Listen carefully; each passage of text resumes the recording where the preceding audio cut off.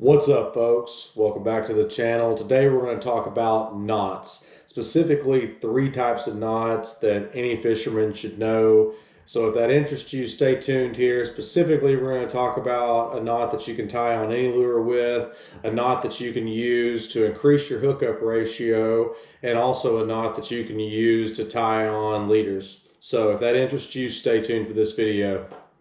That's right, the Palomar knot. The Palomar knot is a knot that you can use to tie on essentially any lure. Gets a little more cumbersome if you have a real bulky lure, I'll be honest, and any bass fisherman knows that, any fisherman knows that if you've tied on a Palomar knot. But it's a knot that you can use to tie on any lure. And it's a really strong one. In fact, they've done knot wars with this knot, and it's won out over all of them. At least, put in the comments if there's one that's potentially stronger that I don't know about.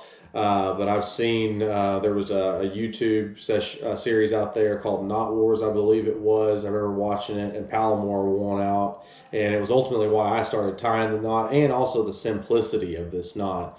So I'm going to show y'all a walkthrough of how to tie this knot right here. All right, so the Palomar knot is actually very, very simple. What you're going to do is you're going to pass it through one time, your main line. I turn it around, pass it back through the same way it came out, and you're going to have a loop. And you're going to take that loop and you're going to tie a simple overhand knot with it essentially, and you're going to come out with that loop on the other end, and you're going to take your bait or your hook and you're going to simply slide it over. You're going to want to wet this a little bit, so I'll take it off camera to moisten it. Once you wet that a little bit, you're going to pull it down nice and tight. It's as simple as that. The only other thing that you're going to need to do from there, grab our scissors over here, is you're going to want to snip off the tag end. And once you've done that, you can see that's the Palomar knot. That is the strongest knot in the book, and it's one of the easiest ones to tie, if not the easiest one. That's right, the old school Snell knot. Some of y'all probably know how to tie this knot because you've been fishing for a long time like I have. Some of you newer guys or people that haven't done any kind of live bait fishing or just old school fishing where you're fishing with a straight shank hook, you probably don't know this knot. Also called the nail knot. Ultimately, let me walk you through how to tie this knot right here. But before I do, let me tell you that this knot is going to increase your hookup ratio quite substantially. So you're going to want to pay attention on how to tie this, and you're going to want to look at the demonstration at the end. So watch right here. All right, the Snell knot. So for the Snell knot, I start with the point of the hook up. I put the main line up through the eye. I pull it out to a decent length, and then I make a loop with it. And I'm going to pinch that loop down with the hand that's holding the hook.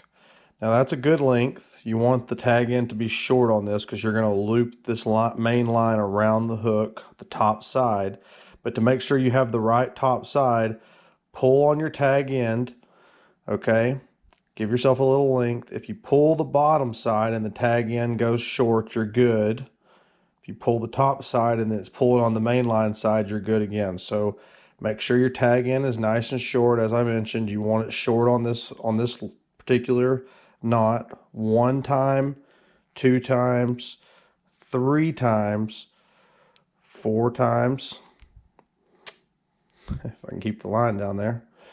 5, 6. That's all you need to do. And then you're, again, just the same. You're going to wet this. I'll take it off camera. Give it a little bit of moisture. And then you're going to pull on the tag end to pull this knot tight. You'll know it's done right if it pulls down nice and even like that. And then from there, you just pull your main line.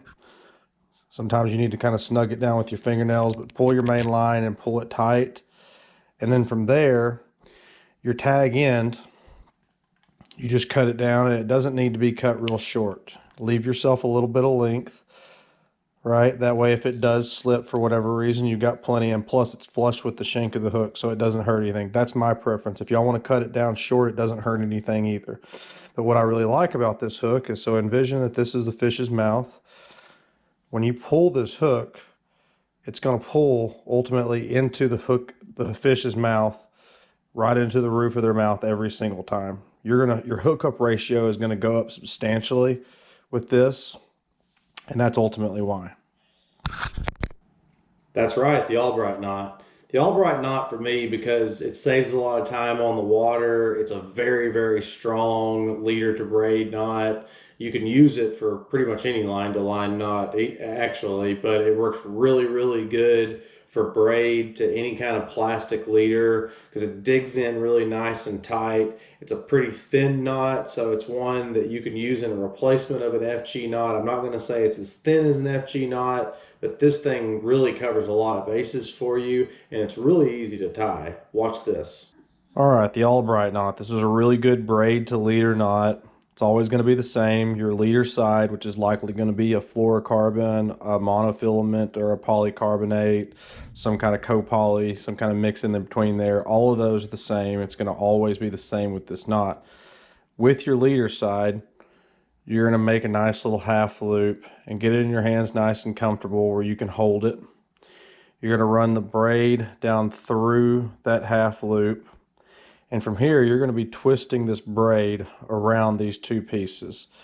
So get it in your hands nice and comfortable where you can spin it. This is how I do it. Do it however you want. You're going to do it 7 times. So that's 1, 2, 3, 4, 5, 6, 7. From there, you're going to want to bring the braid back up through it. So you went down, you want to go up. So opposite way that what you went in.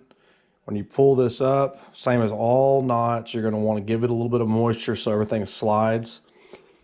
So give it a little bit of moisture, and you'll see with this knot, everything should pull down very nicely on top of itself. Just pull it nice and slow, let it get nice and tight, and then wrap your hands and let it pull nice and tight. You see that knot gets very thin. It's one of the things I really like about it. From there you go in. I recommend on the braid side to leave yourself just a tiny bit of tag in there, not much, but just a tiny bit that's going to fuzz out. The fish won't be able to see that anyway, but that way, in case that braid slips just a tiny bit, you're not going to lose your entire leader, which could easily happen. And then for this, I really like to do this with clippers better than I do the scissors, but it works the same. Just snip it down nice and short. That way that's not catching on your guides. And from there, it's roughly what it should look like. If you really wanted to, you could glue this knot. I've never seen it necessary. I've used this knot, just to give you all an idea on what that looks like. I've used this knot for tuna. I've used it for salmon. I've used it for bass. I've used it for striper. I've used it for a lot of fish, and you can see that it just won't pull. It's a very, very good knot for that. So there's your leader to braid knot. All right, folks. So y'all see that's simple as that with those 3 knots.